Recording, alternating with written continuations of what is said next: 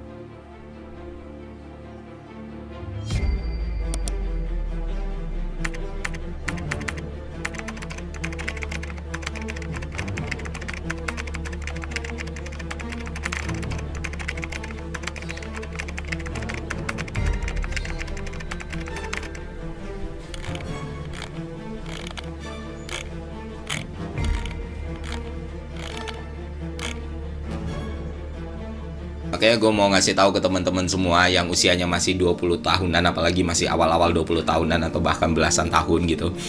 Percayalah teman-teman, kalau kalian punya gagasan, kalian punya cita-cita, kalian punya sesuatu yang ingin kalian kejar, maka lakukanlah sekarang. Waktu badan kalian lagi prima-primanya nih. Waktu sel-sel tubuh kalian lagi oke-okenya ini. Supaya apa? Supaya nanti ketika badan lu sudah waktunya bermalas-malasan, ketika performa tubuh lu nggak lagi seperti dulu, lu bisa menikmati semua kemalas-malasan tadi tanpa penyesalan, Pak. Kalau lu emang mau ada perubahan dalam hidup lu, maka lakukanlah itu sendiri, jangan nunggu orang lain. Lu yang megang kendali diri lu sendiri, lu yang mengarahkan kemana arah tujuan lu sendiri, bukan orang lain.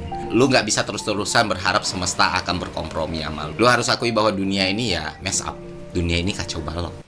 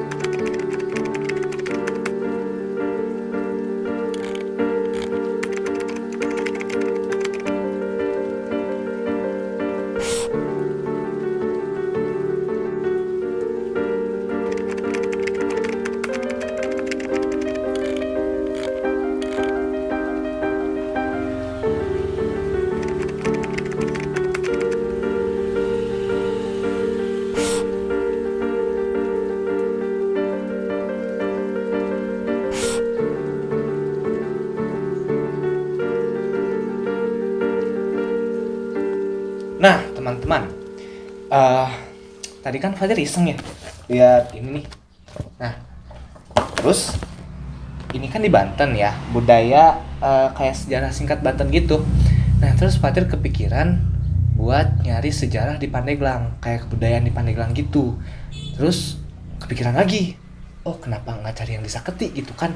Nah, terus tadi Fajar nemu di Saketi itu ada budaya namanya debus, dodot, sama zikir saman. Nah, Fajar tertarik nih buat eh, menggali lebih dalam tentang si tiga kebudayaan ini. Cuman Fajar bingung sebelum ke sana Fatir harus kemana dulu gitu. Fatir harus mulai dari gini deh. Besok pas di sekolah Fatir mau nanya ke salah satu guru seni budaya di sekolah Fatir. Nah, jadi kita tanya nih tentang ketiga budaya ini. Oke? Let's go.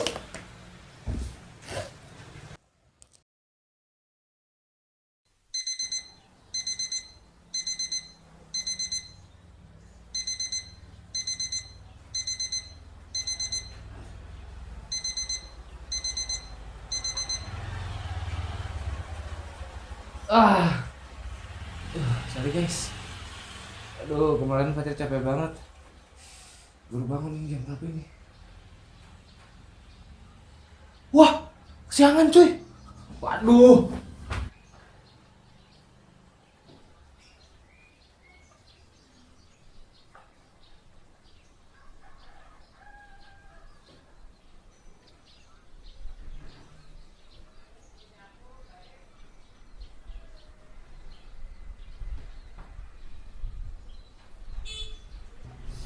Nah, guys, hari ini Fatir mau nanyain ke Padika, ke salah satu guru seni budaya di sekolah Fatir.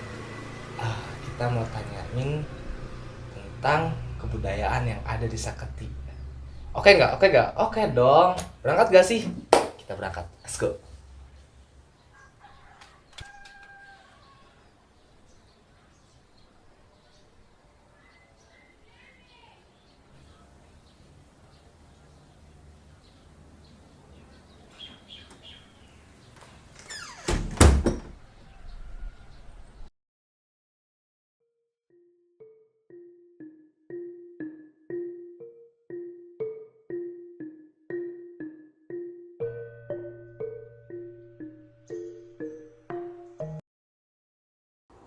Jawara Aktris Festival Teater Remaja Banten. Wih, mantap, mantap, mantap. Halo teman-teman, sekarang kita sudah berada di ruang seni. Nah, biasanya Pak Dika tuh istirahat di sini teman-teman. Yuk kita panggil. Assalamualaikum, Pak. Assalamualaikum. Waalaikumsalam. Hei, Hei Pak Atir, ada apa Tir? Ini Pak, Fatir mau ngobrol sebentar sama Bapak Tentang apa Tir? tentang seni dan budaya. Oke, boleh deh. Kita duduk sana biar Let's enak. go. Oke. Jadi gini Pak, Fatir pengen cerita aja sih sama Bapak. Fatir tuh sebenarnya ngerasa gelisah Pak sama anak-anak zaman sekarang, terutama anak-anak yang seumuran sama Fatir. Mereka tuh apa ya, kayak cuek gitu terhadap seni dan budaya yang ada di sekitar kita Pak.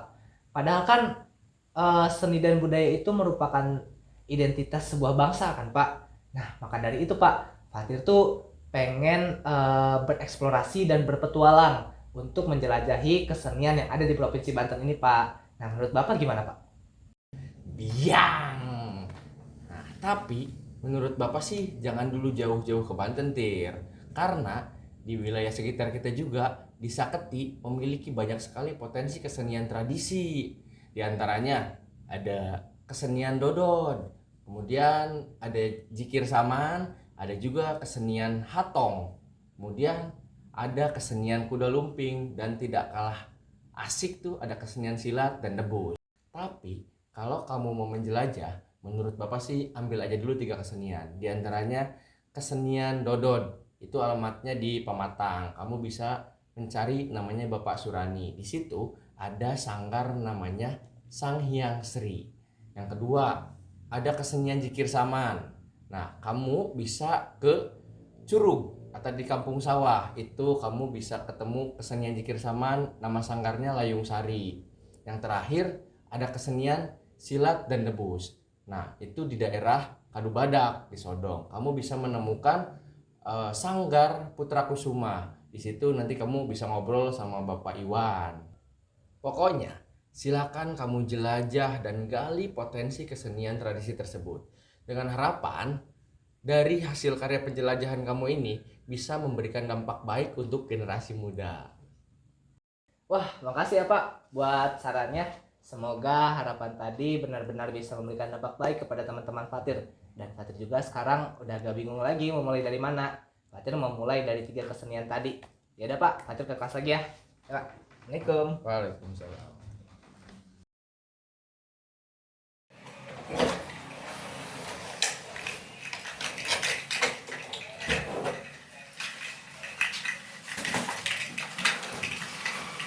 Halo teman-teman. Nah, tadi Fatir udah dengar penjelasan dari Pak Andika Irmala. Nah, di sini Fatir semangat banget nih untuk memulai petualangan baru di hidup Fatir. Wis. Nah, habis itu temenin Fatir yuk. Kita susun rencana mau kemana aja. Tapi sebelum itu kita kan perlu riset ya teman-teman ya. Kita harus riset di internet juga. Nah, dikarenakan internet di daerah Fatir itu kurang memadai, jadi Fatir beli ini modem wifi dari M3. Nah, model modem ini sangat minimalis teman-teman. Jadi bisa kalian bawa kemana aja. Asik. Pasang dulu. Hup. Oke, coba.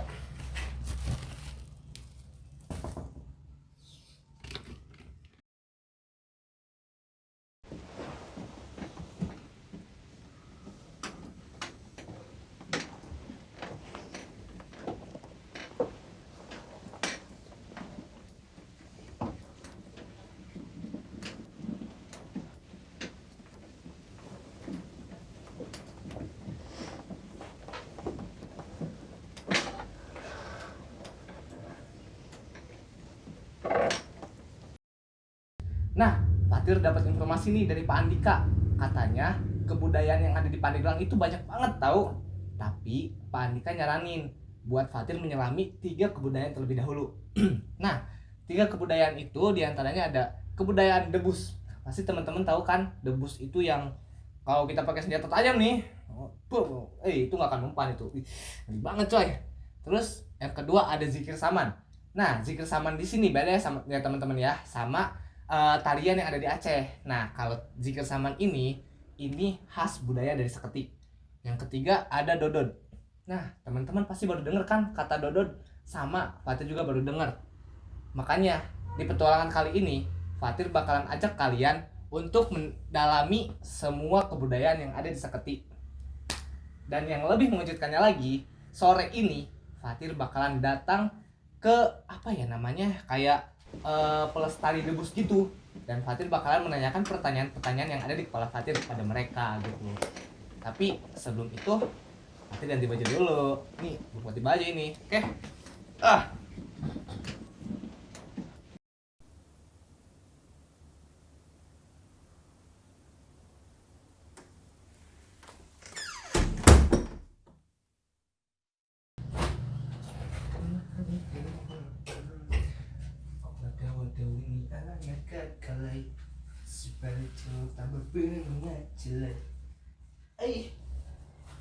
Semakin beda.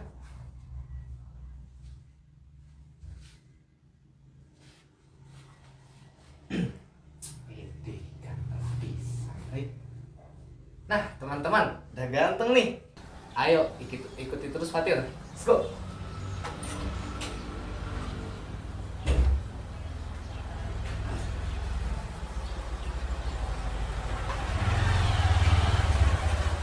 Halo teman-teman semuanya, akhirnya kita sudah berada di tempat atau di Sanggar Putra Kusuma ya teman-teman ya.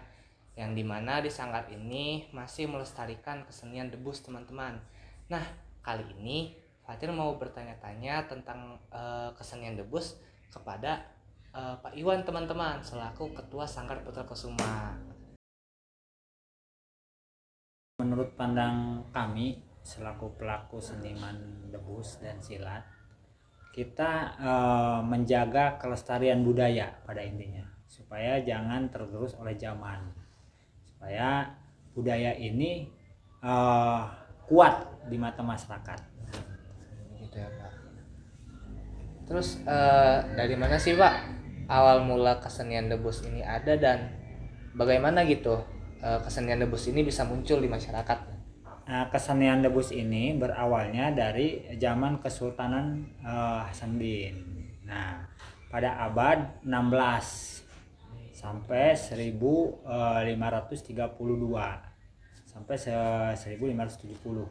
Nah, di situ berkembang debus ini asal muasalnya untuk kepertahanan diri dan untuk mengislamkan para zaman dahulu di Banten ini gitu. Terus bagaimana perkembangan kesenian debus itu bisa bertahan sampai sekarang? Nah, debus itu berkembang dari sampai zaman sekarang ini, diakibatkan generasi-generasi masyarakat ini yang antusias mempunyai kesenian debus. Nah, debus ini akhirnya menjadi kesenian tontonan. Jadi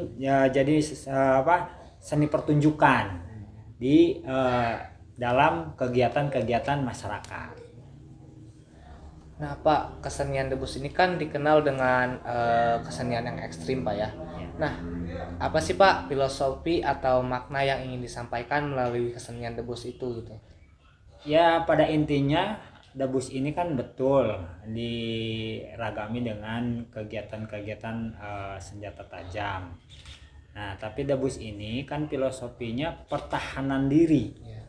Nah, pertahanan diri kita yang waktu itu pada zaman dahulu, pada zamannya pada abad 16 ya, kesultanan itu kan untuk penjagaan diri. Nah, pertahanan diri terus zaman sekarang dijadikan perkembangan budaya di zaman sekarang. Sebentar Pak, kita kan kemarin sempat ngobrol Pak ya sama salah satu ketua di Padepokan Sukalango. Katanya beliau juga menimba ilmu di sini Pak. Terus apakah banyak padepokan yang di Kecamatan Saketi ini yang menimba ilmu di sini Pak? Alhamdulillah, kalau kita di sini kebetulan satu pelestari dan pengembang seni budaya pencaksilat. Nah, debus itu tidak bisa, kalau di Banten tidak bisa berpisah dengan kanuragan pencaksilat. Nah, sebetulnya dari luarnya kita diolah dengan kanuragan debus, dari luarnya kita diolah, sekali lagi dari luarnya kita diolah dengan kanuragan silat, dari dalamnya kita diolah dengan kanuragan debus. Nah, itulah jadi salah satunya antara kesenian debus dengan kesenian silat itu menjadi satu paket untuk pertahanan bela diri. Nah, tapi zaman sekarang di kesenian debus itu bukan hanya jadi sebuah ikon bela diri silat dan debus itu, tapi menjadikan ikon seni pertunjukan. Nah, seni pertunjukan yang dikhaskan oleh Provinsi Banten. Biasanya kesenian debus ini Pak ditampilkan di momen atau acara apa aja sih Pak, dan apakah ada nilai spiritual di balik atraksi-atraksi tersebut? Nah, kalau di debus itu alhamdulillah kalau namanya seni pertunjukan di zaman sekarang itu biasanya ada yang hajat-hajat. Itu menyambut tamu-tamu agung dari seperti kepemerintahan, menteri dan sebagainya. Nah, itu seringkali dipertunjukkan untuk seni pertunjukan. Nah, mengenai tadi yang ketinggalan antara beberapa padepokan yang ikut serta di sini, alhamdulillah kalau di sini kan pengembang, bukan hanya satu kecamatan, mungkin satu provinsi bisa terjadi, kabupaten bisa terjadi. Karena kan orang tua itu yang mendirikan sanggar ini bukan hanya baru setahun 2 tahun ini gitu. Ini udah lama gitu. Jadi kita di sini mengembangkan terus antara dari keluarga dengan masyarakat ke generasi muda.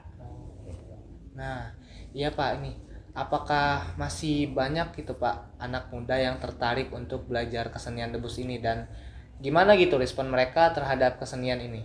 Nah, sebetulnya banyak dan tidak banyak, sulit dan tidak sulit. Nah, di situ di zaman sekarang ini sebetulnya dibilang sulit ya iya, dibilang tidak sulit ya iya gitu kan. Dibilangnya sulit, zaman sekarang ini kan anak-anak muda ini kan lebih tertarik dengan kesenian-kesenian luar daerah atau luar negeri lah khususnya.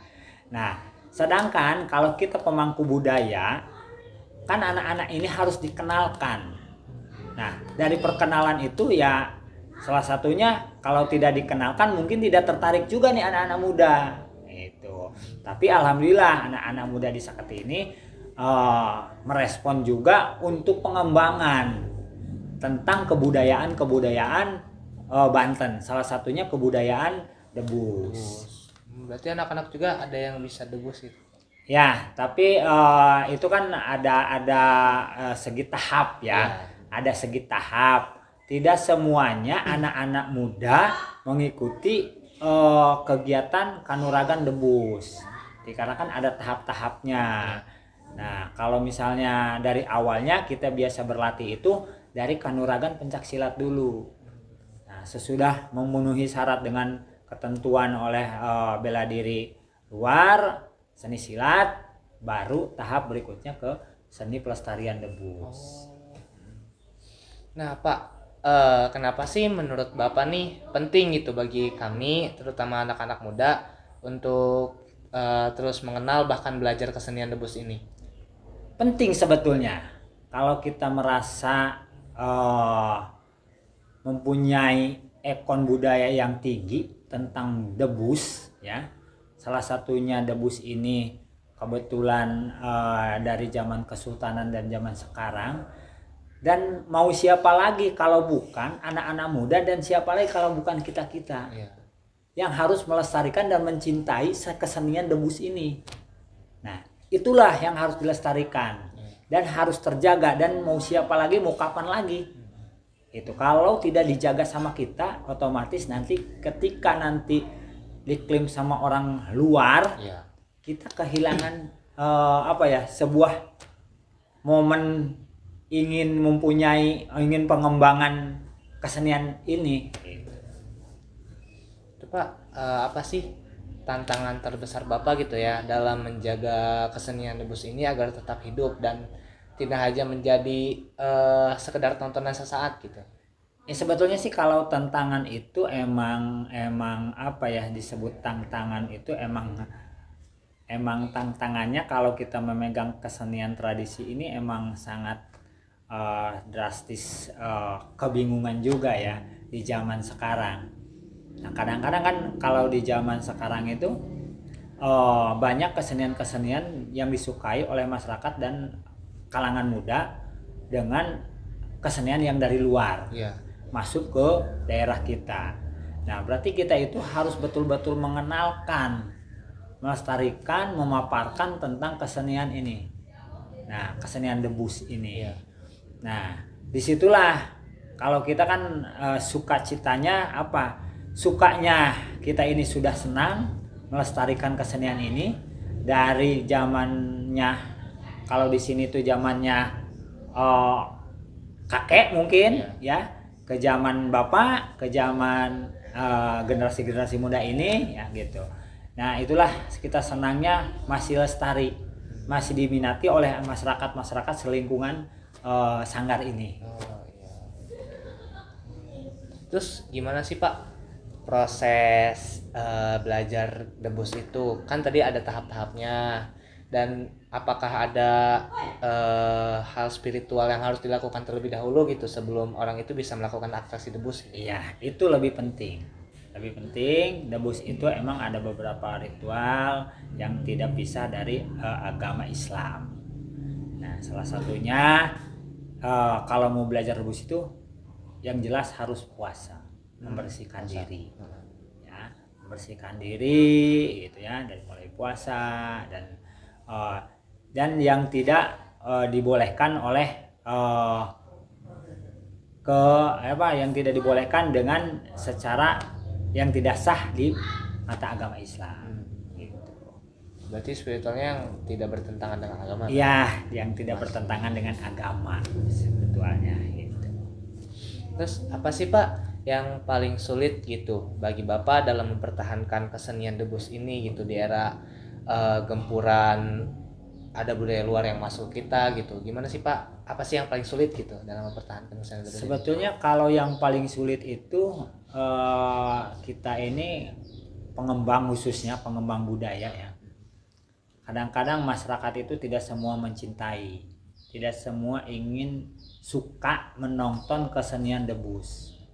Nah, kadang-kadang dari segi pemerintah pun tidak semuanya mendukung sepenuhnya tentang pelestarian seni debus gitu kan. Nah, apalagi di zaman sekarang Di zaman sekarang tuh ya masyarakat lebih cenderung ke kesenian yang lebih ringan, orangnya lebih sedikit ya, lebih modern dan sebagainya gitu. Nah, itu kecenderungannya sih sebetulnya. Kita sebagai pelaku sih ya tidak mungkin kita bertahap latihan demi latihan, tapi pertunjukannya tidak ada. Tapi yang senangnya kita sudah melestarikan pun ya tergantung kepribadian masing-masing. Apakah itu mau dipertontonkan, apakah itu untuk pribadi sendiri. Itu di kesenangannya. Terus mungkin dari Bapak sendiri nih ada pesan bagi anak-anak muda tentang kesenian debus ini Pak. Jika mau ada pesan boleh disampaikan. Ya pesannya pada intinya khususnya kepada anak-anak muda Kecamatan Seketi ya, Kabupaten Pandeglang, Provinsi Banten. Jangan pernah dan tidak melakukan melestarikan seni debus. Ayo kita sama-sama melestarikan kesenian debus ini dari nenek moyang kita, dari zaman Kesultanan, mau siapa lagi dan mau kapan lagi debus ini dan mau sama siapa dilestarikannya. Wah, kalau tidak sama kita-kita semua. Itu aja dari Kang Iwan selaku pengembang seni tradisional debus yang ada di Kecamatan Seketi.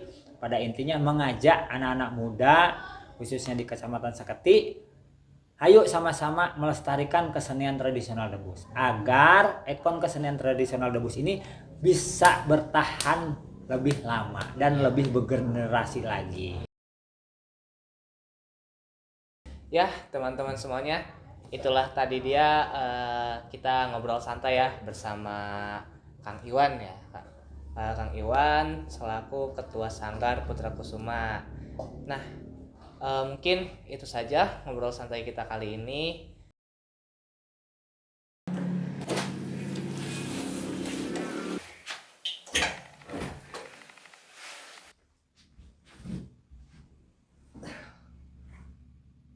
Teman-teman,